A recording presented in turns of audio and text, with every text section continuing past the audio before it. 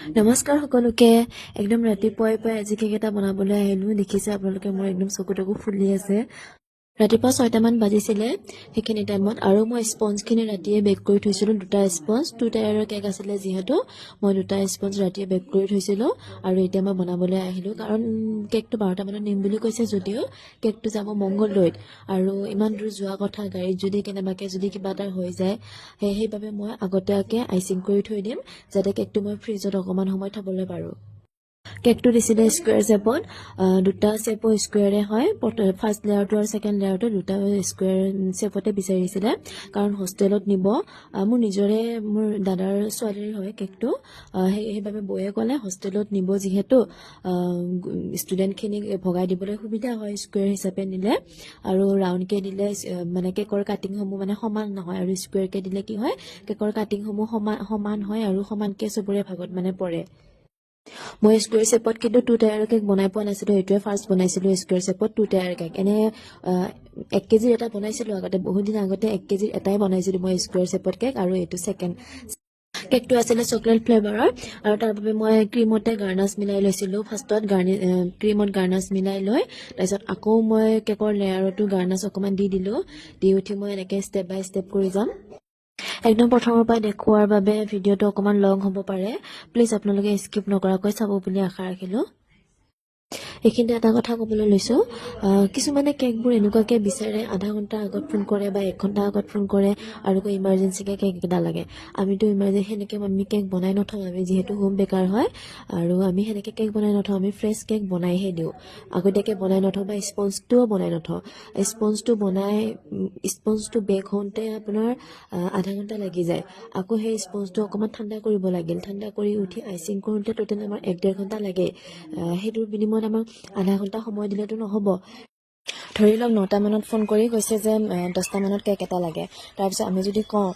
যে 10:30 মানত দিলে হ'বনে বা 11টা মানত দিলে হ'বনে বুলি ক'লে তেওঁলোকে আকৌ কয় নাই নহ'ব আমাক পুৰা 10টাতে কেকটো লাগিব 1 ঘণ্টাৰ ভিতৰত আমাক কেকটো লাগিব তাৰপিছত লৰালৰিকৈ আমি সেইটো টাইমৰ ভিতৰতে 1 ঘণ্টাতে ধুনীয়াকৈ হোৱাকৈ লৰালৰিকৈ বনাই দিওঁ কেক এটা বনাই দিয়াৰ পিছত 2 ঘণ্টা 3 ঘণ্টা 4 ঘণ্টা 5 ঘণ্টা 6 ঘণ্টা হৈ যায় কেতিয়াবা সন্ধিয়াও হৈ যায় কেকটো নিবলৈ নাহে ফোন কৰি থাকোঁ নিবলৈ নাহে বা অকণমান পিছত নিম সেনেকৈ কয়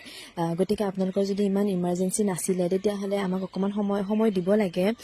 আমি যিহেতু আপোনালোকৰ পৰা সময় বিচাৰিছিলোঁ তো আমাক সময়টো দিলে ভাল হয় আৰু লগতে বেলেগ কেকৰো অৰ্ডাৰ থাকে তাৰ বাবে আকৌ ইমাৰ্জেঞ্চি কেকটো সোমাই যোৱাৰ বাবে আমাৰ কি হয় সেই যোনটো আগতীয়াকৈ কেকৰ অৰ্ডাৰটো লোৱা থাকে সেই কেকটো আমাৰ বনাওঁতে অকণমান লেট হৈ যায় কিন্তু তেওঁলোকে আকৌ সময়ত আহি যায় আকৌ এওঁলোকে আকৌ কি কৰে যোনবিলাকে আমাক ইমাৰ্জেঞ্চিকৈ কৰে এওঁলোকে আকৌ লেট কৰে কেকটো নিবলৈ তাৰপিছত কি হয় আমাৰ সেই আগতে দিয়া কেকটোহে আমাৰ লেট হৈ যায় তেতিয়া বেয়া লাগে মনটো যে ইহঁতেতো আমাক আগতেই কৈ থৈছিলে যে ইহঁতৰ কেকটো মই সময়মতে দিব নোৱাৰিলোঁ সেইবাবে নিজৰো মনটো বহুত বেয়া লাগে বাৰু একো নাই অসুবিধা চবৰে থাকে হয়তো কিবা অসুবিধা হ'ব পাৰে সেইবাবে লেট কৰিব পাৰে কোনো কথা নাই বাৰু তথাপিও মানে আমাক এবাৰ জনাই দিলে মানে কথাষাৰ যদি এবাৰ জনাই দিয়ে আমাৰ লেট হ'ব বা আমি অমুকটা বজাত যাম তেতিয়াহ'লে মানে আমি সেই হিচাপে মানে আমি ৰেডি কৰি দিব পাৰোঁ মোৰ লগত মানে প্ৰায়ে হয় কিয় নাজানো কিন্তু মোক এনেকুৱাই 1 ঘণ্টা 1.5 ঘণ্টাৰ ভিতৰতে মোৰ কেকবোৰ বিচাৰে কিন্তু পিছত যায় সিহঁতে লেটকৈ আহে প্ৰায়ে হয় সেইবাবে মই কথাষাৰ মানে এনেই কৈ থলোঁ আৰু আপোনালোকক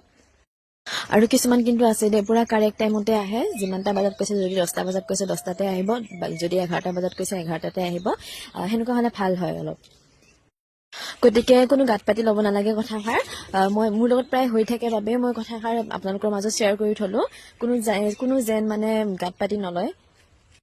মই কিন্তু বেয়া ভাবিবা বেয়া পাই কথাষাৰ কোৱা নাই দেই মোক কিন্তু ভুল নুবুজিব আপোনালোকে বাকী যি কি নহওক আধা ঘণ্টাত হওক 1 ঘণ্টাত হওক মোক দিব পাৰে অৰ্ডাৰ কোনো কথা নাই প্লিজ আপোনালোকে কথাষাৰ মানে মোৰ ভুল নুবুজিব মই মাত্ৰ মোৰ লগত এনেকুৱা ঘটনা হৈ থাকে কাৰণে প্ৰায়ে হয় কাৰণে মই আপোনালোকৰ মাজত শ্বেয়াৰ কৰি থলোঁ কথাষাৰ বাকী যি কি নহওক চাওকচোন কেকটো কেনেকুৱা লাগিছে মই চকলেট গাৰ্নাছটো দিয়ে মই ফ্লাৱাৰখিনি বনাই ল'লোঁ আৰু লগতে লিফ কেইটামান দিলোঁ